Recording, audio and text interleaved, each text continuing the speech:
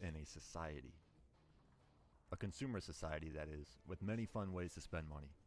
So many fun events to go to and additional add-ons at the cart, and we got warranties for our precious electronics and iPhones, and the art of the deal, Black Friday, and the concept of getting walked up the price ladder, etc. I could go on, but that's not the point of this video. Guys, I'm back again for another TED Talk, and today we're going to dig into something that really makes me sit and scratch my head sometimes. Today, I'm going to tell you why you need to stop spending your money on hookers and blow. A lot of people think, especially young people, and especially younger me, that if you make 100 grand a year or whatever your number is, that or you see this much on your check, then you're set. That's it. Cha-ching! Game over. No. I'm here to set the record straight for 17-year-old ShamWow and anyone else out there who will bother to listen. It's not about what you make. It's what you save. Remember that word. Save. I work with motherfuckers who make the same amount of money that I do, which, believe me, it ain't much. It's table scraps, peanuts, and they got nothing to show for it. Nothing. Why? Well, their burn rate is greater than their savings rate. Dudes rather be spending their hard-earned money on bullshit. Beer, gambling, payments, Amazon, whatever it is. They go, swipe. It's hard to keep up with these people, man, trust me. And like I mentioned in my previous video, people be stressing out if they have to take a week off or they can't get any overtime. Beer and friends make for a good time. I get it. I understand. I've been there. But at the very least, maybe we can start limiting ourselves. I don't know. Or check out this even more extreme approach, okay? Embrace yourself, because this is going to sound a little radical. Let's make a budget, okay? Unless old boy found a magic money machine. By my attitude that I most definitely or, there's only so much money going into any given household, and we need to start asking ourselves the questions. These are important questions. Where does every dollar go? Why are we struggling to stay afloat?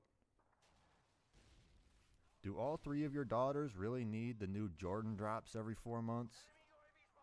J's on my feet. J's on my feet. You can't tell them no, right? God forbid you tell them no. And we're going to Disney World every other year? Really? We don't need to be raising any more children to grow up to be Disney adults, guys. Trust me. What about your nicotine addiction? Just breathe air instead, eh? Okay? Huh? How about that? Just breathe air. Why are you paying installments on your 77-inch OLED? What the fuck? Outside of a home, and it's going to hurt, man, but if you're making payments on it, you probably can't afford it. And I know it hurts to hear it, but that Scat Pack is out of your budget, bro. Even if you had a budget, it would be outside of it. I've been a believer for many years that it is up to every individual to take matters into their own hands, especially their finances. I've been telling people for years, this is what I've been telling them. I say, all the information is out there, available to everyone for free, instantaneously. And it's just a matter of some people will take advantage of it and some won't. That's just what it is. Some people do their homework and get good grades, you know what I mean? And I know it's not just confined to my inner circles. It goes beyond that. Between the people I come across on a daily basis and these guys I'm seeing on those financial audit shows, I'm convinced that 90 to 95% of people are stupid. And hold on. It's okay for me to say that because I, myself, am one of the dumbest people on the planet. Don't get me wrong, guys. Don't get me wrong. Have a hobby. And you need to live and enjoy life, especially while you're young. While you're a young gun. Go to Lollapalooza. Go to a Lollapalooza or two. Sure. Have fun, right? As long as we're having fun, that's what matters, right? But while you're having fun, do not lose sight of the bigger picture. You, yes, you, my dear listener, you can change your family tree. I know that's, kind of puzzling for some people, but listen, you can be the one to push the snowball down the hill, okay? Personal finance changed my life, and hopefully that's where I'm heading next. You got to believe in something. Believe in yourself. Adults, they make plans and stick to them, right? Children are out here doing what feels good. That's why, it's always easy to say this in hindsight, so that's why planning is so important. Now, let me give you the most basic blanket advice ever, okay? As far as saving goes, investing, and I know that word scares a lot of people.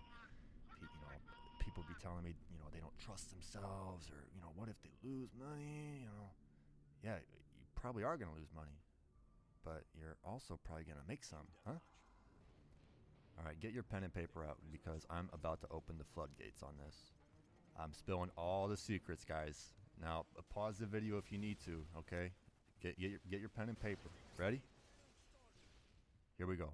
We're going to open a high yield savings account. We're going to stash 3 to 6 months worth of expenses in that savings account, okay? Then we are going to dump everything extra, we're going to pay our bills, and then everything extra we are going to dump into the S&P. Assuming you don't have any debt that you're paying off, 100 grand in student loans, your $40,000 car you got, whatever. The S&P, even at 11% a year, the average annual return, 10 to 11%. That means, let me get out my calculator. In 21 years, assuming my math is right, your investments are going to be up 8-fold. But 21 years, holy shit, that's so far away. I want to get rich quick now. Well, listen, the way I see it, man, the working class can sacrifice now for later or later for now. And I know what most people choose. Sometimes you got to go against the grain, brother. If you missed the COVID if you missed the COVID crash and you're out here sitting on your thumb watching this tariff shit go down over the last several weeks, I don't know what to tell you. You probably can't be helped. But, oh my God, the world's falling apart. Be cool, guys. Be cool. I'm putting more money into the market now. More while it's red. Not less. More! They say the average person lives through like 8 market crashes. And if I've been alive since 99, then 2 to 4 of those opportunities have come and gone for me at this point. Holy shit, that kind of puts it into perspective, don't it? Anyway, that's probably it for me for now. Is there anyone out there that's navigating this a little bit differently? Let me know in the comments down below what you're cooking up, and we can talk about it. Thanks for watching, and take care.